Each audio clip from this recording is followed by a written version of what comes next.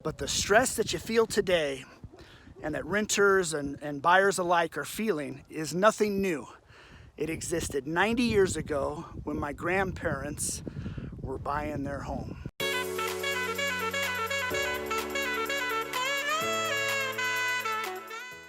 Real estate home prices are at an all-time high. Whether you're buying or renting, prices are high, and that causes great stress. But this stress isn't new. I want to tell you a story about my grandparents.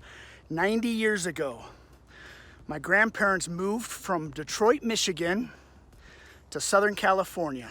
On Route 66 they traveled. My grandfather worked for Chrysler Motors, and the car manufacturers had a deal. They would loan you a car if you were heading to California. They'd let you drive it to California and you turn it in when you get there. So it was a way for people to travel, get to California, and a way for the dealership to deliver a vehicle. So my family did that.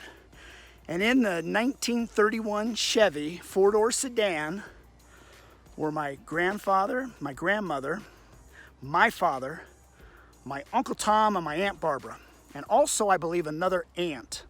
So maybe that was my grandmother's sister. That's what I'm thinking. So anyhow, they drove to California, and when they arrived, they settled in the town of Compton, California. Compton was mainly farmland at the time. All the way up until World War II, the start of the war, it was farmland. The City Hall of Los Angeles was 10 miles away. They were renting a home. Their rent was $17 a month. And my grandmother wanted to buy a home.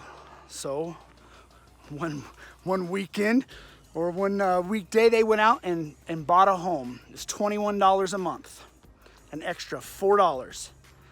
And this was causing great stress on my grandfather, and he backed out of the deal. But my grandmother, being who my grandmother was, didn't allow it. And she kind of pushed through and used her influence on my grandfather to coax him along or push him along to get him to move forward with the purchase of this home. He didn't know how he was going to make up that $4, $1 a week. How am I going to do that? Well, he did it. This is what he did. He started raising rabbits. This was during the Depression, and they were raising rabbits in Compton, California. Lived on a street called Palmer. I think it was called Palmer Avenue. And not only did they raise rabbits, they would sell the fur, the pelts.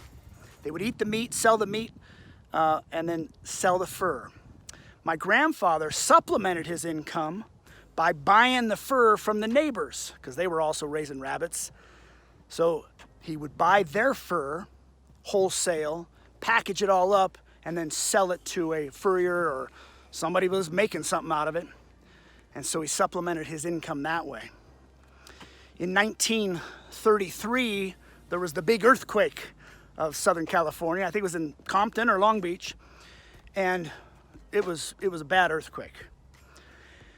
Buildings fell, and buildings were made out of brick, and they wanted to clean up the town, and they wanted to reuse that brick. And each brick had a layer of concrete on it. They call it mortar. And so my grandfather chipped mortar off of bricks to supplement his income. And that's how he was able to afford that extra $4. The stress on my grandfather was, I'm sure, just like the stress that people feel today. And he got through it by working hard, finding a value or something to provide to others. Rabbit meat and rabbit fur and breaking the mortar off of bricks. He had a full-time job. He worked for Chrysler. I think it was Chrysler in Southern California as well. And so that's how he did it. So the stress that we feel today due to high prices, first off, it's never going to change. Don't ever think that it's going to. It might dip a little bit, but it is not going to change. History would have to change, or the trajectory for the last 1,000 years would have to change, and it's not going to. So prices are going to continue. So the stress you're feeling is normal. It existed 90 years ago and probably 190 years ago as well. And the same stress will be felt in another 90 years. So that's the story of my grandparents, how they were renting and then bought, and the stress that it created and how they worked through it. I'm glad they did.